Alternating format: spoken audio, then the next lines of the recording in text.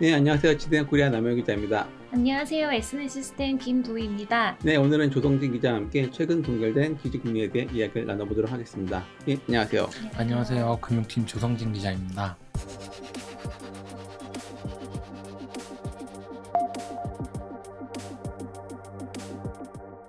네, 이번에 그러면 최근에 그 발표를 했잖아요. 네. 그 계획 이번에 좀 4회 연속 동결하시면서 뭐 어떤 뭐 멘트나 좀 의견이 좀 어떻게 나왔나요? 우선 한국은행에서 네. 기준금리를 결정을 할 때 가장 네. 중요한 부분은 소비자 물가 지수를 가장 중요하게 봅니다. 아, 부동산이 아니네요. 부동산이 아닙니다.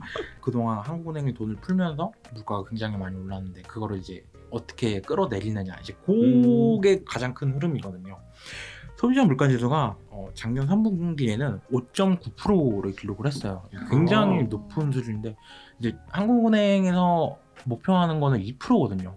이게 계속 올라가니까 물가가 이거를 이제 어떻게 해서든지 통화 정책 강도를 높여가지고 이걸 끌어내리는 게 이제 가장 큰 미션인 거죠, 중앙은행에. 기준금리가 올라가면은 시장의 금리가 올라가고, 또 시장의 금리가 올라가면은 이게 단순하게 우리가 돈을 맡겼을 때 이제 받을 수 있는 수신금리도 네. 올라가지만, 그것보다 이제 본질적으로 가장 중요한 거는 대출에 대한 그 여신금리거든요. 그렇죠. 여신금리가 이제 천정부지로 올라가면은 이게 굉장히 큰 부담이 되고, 이자 갚다가 이자도 못 갚는 그쵸. 이제 그런 상황이 올 수도 있기 때문에 개인 소비자들 입장에선 굉장히 큰 부담이고요. 또 당연히 기업들 입장에서도, 기업들도 이제 돈을 다 이제 채권을 발행을 하고, 맞아요. 그 채권을 이제 꿔서 하는 건데, 이자가 높으면은 예전에는 뭐 2개, 3개 신사업을 확장할 수 있는 것도 하나밖에 못 하거나 아니면 아예 못 하거나, 이제 그런 경우가 발생할 수 있기 작년에 때문에 스타트업이 그래서 많이 힘들었더라고요. 시장에서 굉장히 좀 힘들어하죠. 그 실리콘밸리 은행 사태도 그런 맥락이었던 거고요. 그럼 그럼에도 좀 이렇게 좀 계속 유지하고 있는 좀 이유는 물가 안정이죠. 물가 안정. 어, 작년에 3분기에 5.9%까지 올라갔던 소비자 물가가 올해 1분기에는 4.7%까지 약간 내려갔고요. 효과를 봤네요, 그래도. 특히 최근에 4월, 5월, 6월 2분기죠. 4월 3.7%, 5월 3.3%, 6월에는 2.7%까지 내려왔어요. 네. 한국은행 목표가 2%까지 끌어내린 건데 지금 2.7%까지 온 거면은 어. 굉장히 많이 내려온 거죠. 그럼 뭐 하반기는 거의 그러면은 목표한 수치를 좀 기록할 수 있는 거네요? 이제 저희는 그렇게 기대를 하는데, 한국은행은 금리를 동결을 하고 금리를 더 올릴 수 있다는 언지를 계속 하는 게 반등할 것으로 이제 한국은행에서는 좀 그렇게 전망을 하고 있기 때문이에요. 지금 2.7%인데 8월부터 이게 다시 3%로 올라갈 것 같다. 그러면 이제 힘들어지는 거죠. 뭐 그렇게 뭐 판단하시는 뭐 이유나 그런 게 있을까요? 그 소비자 물가 지수의 퍼센테이지라는 거는 작년 동월 대비예요. 작년 이맘때 같은 경우에는 석유값이 굉장히 가팔랐었거든요. 그러니까 이게 무슨 말씀을 드리고 싶은 거냐면은, 작년에는 되게 많이 석유값이 올랐기 때문에 모든 물가가 다 올랐어요. 그거를 기점으로 올해 거를 보면은 조금 올랐다는 거죠. 조금. 그런데 사람들이 많이 지금 걱정하고 있는 이유가 네. 아무래도 미국의 금리는 지금 5%대인데 네. 우리는 지금 3.5로 동결을 했잖아요. 네. 그래서 너무 미국 금리와 차이가 많이 나는 것이 아니냐 이런 우려도 하고 있던데 왜 그런 우려가 나오는 걸까요? 이게 아무래도 이거는 이제 환율이나 외환 시장의 입장에서 봐야 되는데요. 예를 들면 이런 거예요.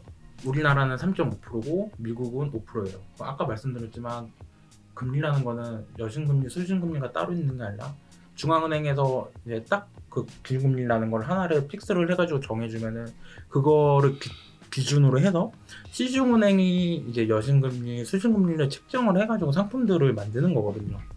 근데 미국은 5.0%, 한국은 3.5%예요. 제가 만약에 외국인 투자자라면은 저한테 예를 들어서 뭐 100만 달러가 있어요.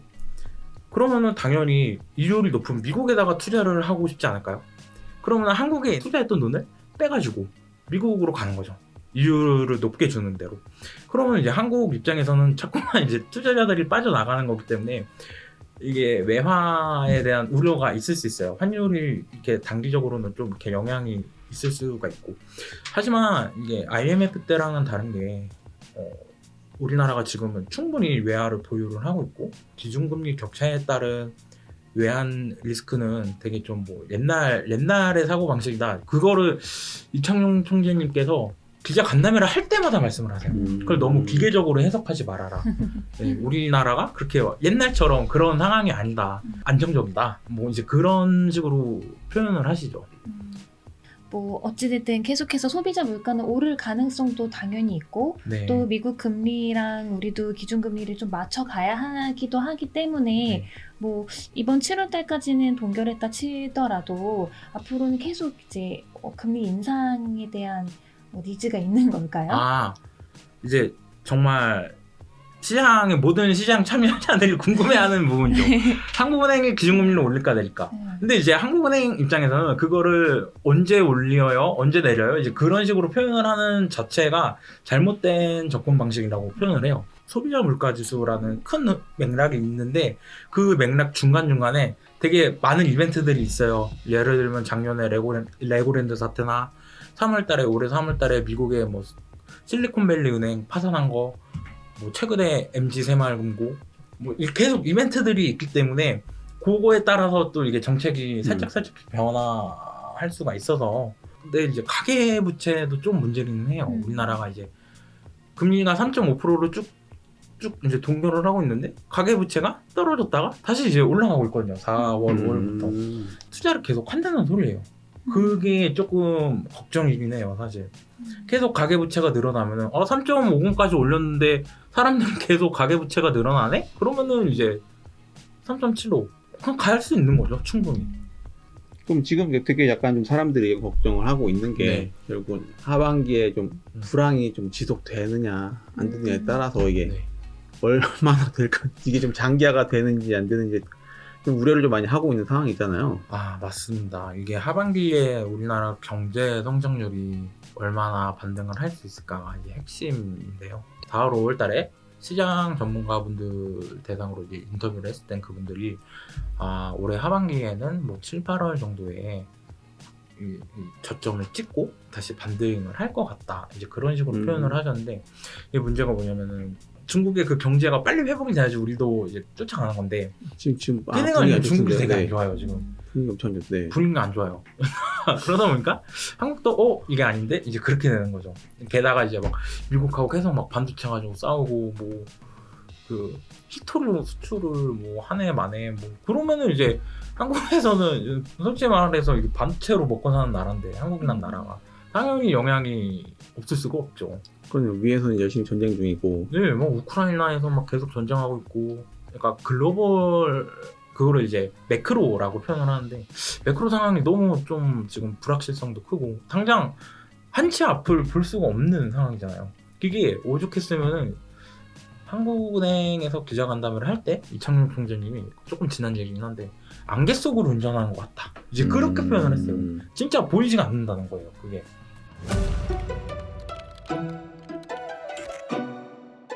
미국은 그 기준금리를 혹시 언제 올릴까요? 미국은 이제 이게 또 핵심 포인트인데 항상 한국은 미국의 연준이 FOMC에서 기준금리를 올리냐 마느냐 굉장히 또 그 통화정책 영향을 받거든요.